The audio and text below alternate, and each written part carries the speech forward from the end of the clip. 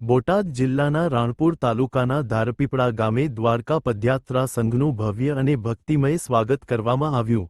પાંચાળ પ્રદેશમાંથી ભગવાન શ્રીકૃષ્ણની પાવનભૂમિ દ્વારકા તરફ નીકળેલા હજારો શ્રદ્ધાળુઓને ગ્રામજનોએ પ્રેમભાવથી ભોજન અને નિવાસની સુવિધા પૂરી પાડી.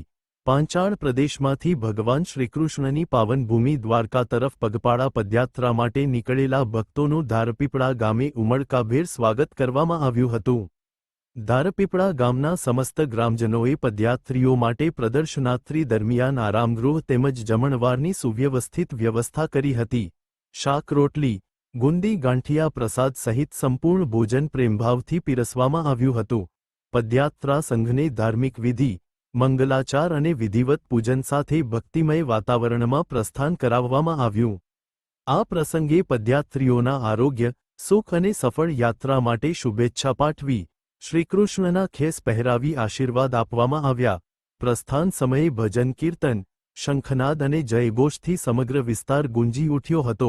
મોટી સંખ્યામાં ભક્તો અને ગામજનોએ ઉપસ્થિત રહી પદયાત્રા સંઘને હર્ષોલ્લાસ સાથે વિદાય આપી હતી.